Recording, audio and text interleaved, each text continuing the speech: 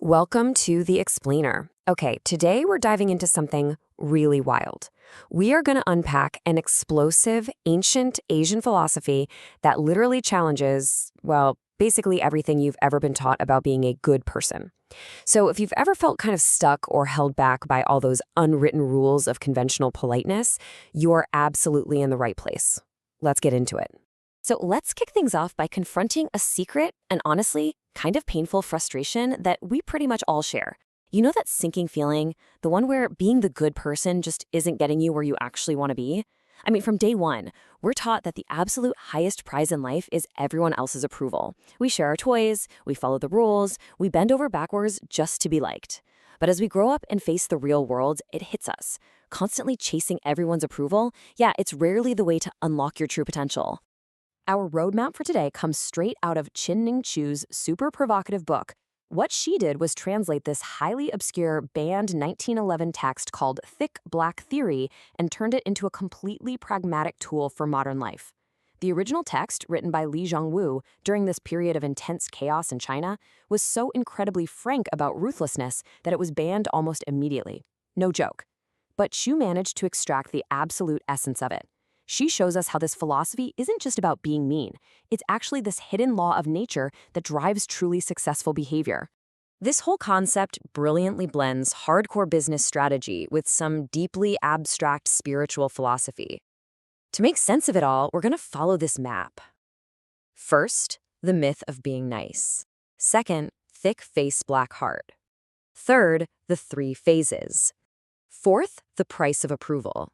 Fifth, mastering your fear. And finally, the inner warrior. All right, section 1, the myth of being nice. We are so heavily conditioned to just chase the good vibes and avoid pain at all costs, right? But avoiding that friction actually robs us of our greatness. True success and character, they aren't made out of sunshine and roses. Like steel, character is literally forged in the fire right between the hammer and the anvil. We're constantly bombarded with these shiny images of easy overnight success, but a truly meaningful life, you get there by relentlessly pursuing your own unique path and embracing that fire. It's not about plastering on a fake smile 24/7 just so people think you're nice. Moving right along to section 2, thick face, black heart. Now these aren't just sleazy business tactics. They are basically two sides of the same psychological coin. First up, think of thick face as your shield. It's this absolute, rock-solid self-confidence that just brushes off ridicule and, in turn, actually makes everyone around you feel more confident. Someone with a thick face builds their own positive self-image, totally independent of what the haters say. They don't constantly second-guess their worth. They just straight-up refuse to accept the arbitrary limits other people try to slap on them. And honestly, more importantly, they reject the limits they might otherwise put on themselves. And complementing that shield is the black heart. Think of this as your spear. Now, don't let the name fool you. It's a form of non-destructive ruthlessness that keeps you hyper-focused on the end goal. Having a black heart means you can take the necessary action without being completely paralyzed by how it might emotionally affect someone else in the short term. It hands you the ultimate courage, the courage to risk falling flat on your face and to completely tune out the immediate emotional cost so you can achieve something much, much bigger. Taking real, effective action demands emotional detachment. To put that into perspective, think about a surgeon way back before modern anesthesia was a thing. They had to cut swiftly and decisively, completely tuning out the patient's screams just to save their life. I mean, if the surgeon couldn't handle causing that temporary pain, the patient would literally die. It's the exact same for a general. If a general is too paralyzed by compassion to send troops into battle, well, he's going to lose the country pretty fast. The black heart isn't about being evil, not at all. It's simply about having the absolute detachment you need to heal, to lead, and to win. Okay, section 3, the three phases. Now, I know what you might be thinking. Isn't this just a free pass to be a terrible person? Absolutely not. We have to separate the cheap hustler from the true master here. We are definitely not advocating for phase 1. That's the crude hustler, the con man who just wants to win at all costs with zero conscience. Gross, right? But as you evolve and do the hard inner work, you eventually arrive at phase 3, the spiritual, balanced strength of the warrior. The phase 3 practitioner marries the sublime with the ruthless. They execute their goals guided entirely by inner wisdom. They never impose pain unjustly, but, and this is absolutely key, they never shy away from necessary conflict either. Which brings us to Section 4, the price of approval. Let's talk about the real-world cost of our desperate need to be liked. We so often disguise our own vanity as concern for others. The author shares this wild anecdote about trying to be nice without having a clear objective. So she basically handed over these incredibly valuable media contacts it took years to cultivate, mind you, to a colleague named Jim, just as a friendly favor. Well, Jim turned out to be a master of thick face, black heart, but strictly for his own gain. He totally ignored her subtle hints for a reciprocal favor and instead relentlessly pressured her into buying a $300 subscription to his newsletter. Her niceness was really just a reflex to gain his approval, and it left her feeling incredibly frustrated and completely taken advantage of. $33,000. Wow. That staggering number, that represents the potential value of the speaking engagements the author could have bartered for those contacts. Instead, she just gave them away to buy Jim's approval. If she had used her thick face and black heart, she would have recognized the value of her own hard work and negotiated a fair trade.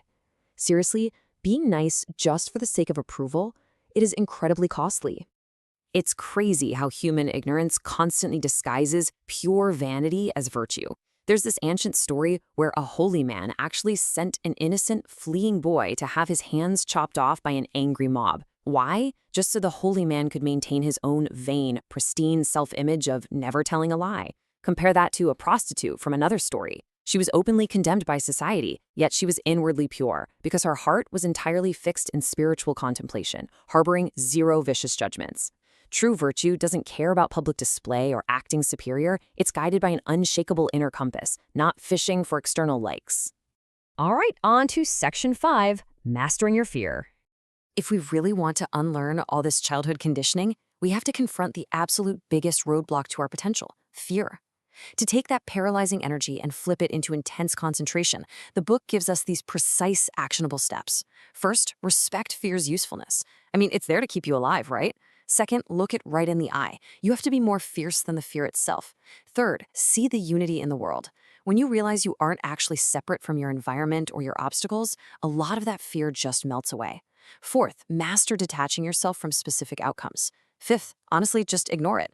As Mark Twain so brilliantly put it, most of our worst worries never even happen. And finally, the whole shebang boils down to this: do what you have to do, in spite of the fear. And finally, Section 6, the inner warrior. We've finally reached the ultimate synthesis, perfectly balancing that shield and that spear. You see, a true warrior naturally aligns their internal spiritual strength with mundane everyday reality. Take it from the legendary swordsman Miyamoto Musashi. He understood that true power comes from getting in sync with the natural rhythm of any situation. You have to stop running away from pain. You start accepting life's harsh lessons, not like some helpless victim, but like a warrior who recognizes that these exact challenges are the discipline required to make you fit for greatness. Let's look at how true thick face works in the real world. There's the story of Han Xin, a really skilled young fighter. He gets challenged in the street by a couple of local thugs. Now, instead of fighting just to protect his public ego, you know what he does?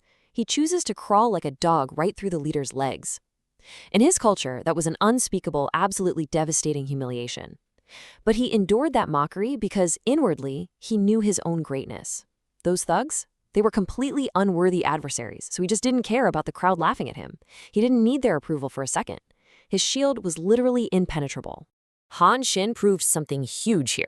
The real battle is never, ever with the outside world. It's with the enemies lurking inside your own head. Things like greed, self-doubt, and that desperate, hollow need for approval. Those are your true adversaries. When you conquer yourself, your outward actions, whether you're bending like grass in the wind or standing firm like an ancient oak tree, become perfectly, powerfully aligned. So, as we wrap up this explainer, I want to leave you with one final provocative question. Think about everything we've just uncovered. Are you going to keep chasing the fragile, fleeting approval of everyone around you? Or are you ready to pick up your thick-faced shield and your black heart spear and actually forge your own destiny? The tools are literally already inside you. It's time to stop just existing and start truly living.